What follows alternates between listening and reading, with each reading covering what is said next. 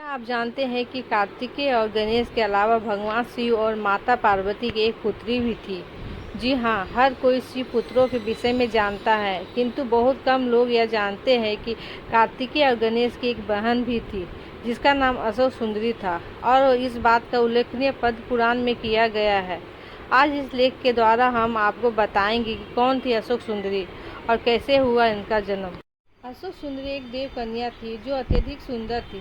शिव और पार्वती की इस पुत्री का वर्णन पद्म पुराण में है, जिसके अनुसार एक दिन माता पार्वती ने भगवान शिव के संसार के सबसे सुंदर उद्यान में घूमने का आग्रह किया।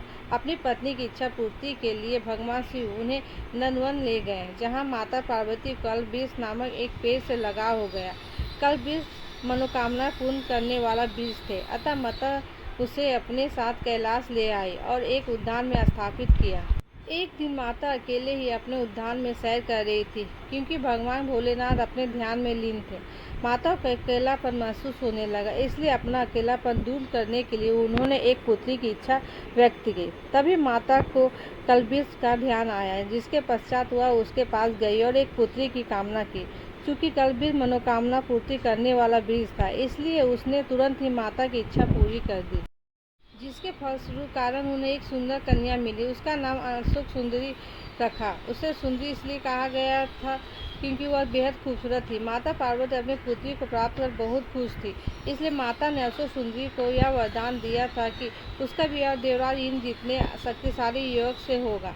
ऐसा माना जाता है कि अशोक सुंदरी का विवाह चंद्रवंशी ययाति की पौत्र नहुष के साथ होना तय। एक बार अशोक सुंदरी अपनी सखियों के संग नंदवन में विचरण कर रही थी, तभी वह एक हुंड नामक एक राक्षस आया। वह अशोक सुंदरी की सुंदरता से इतना मोहित हो गया कि उससे विवाह करने का प्रस्ताव रख दिया।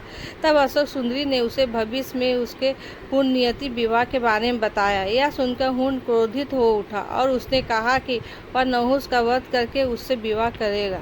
राक्षस को क्रोधित देखकर अशोक सुंदरी ने उसे श्राप दिया कि उसकी मृत्यु उसके पति के हाथों ही होगी। तब उस दुष्ट राक्षस ने नहुष को ढूंढ निकाला, उसका अपहरण कर लिया। जिस समय हुंड ने नहुष को अगवा किया था, उस वक्त वह बालक थे। राक्षस की एक दासी ने किसी तरह राजकुमार को बचाया और ऋषि वशिष्ठ के आश्रम में ले गई, जहाँ उनका पालन पोषण हुआ। जब राजकुमार बड़े हुए तब उन्होंने हुंड का वध कर दिया, जिसके पश्चात माता पार्वती और भोलेनाथ के आशीर्वाद से उनका विवाह शिवा सुंदरी के साथ संपन्न हुआ। बाद में अशोक सुंदरी को ययाति जैसा वीर पुत्र और 100 रूपवान कन्याओं की प्राप्ति हुई। इंद्र के घमंड के कारण उसे श्राप मिला था, जिससे उसका पतन हुआ। उसके अभाव से नहुष को अस्थायी रूप से उसकी गद्दी दे दी गई, जिसे बाद में इंद्र ने पुनः ग्रहण कर लिया था।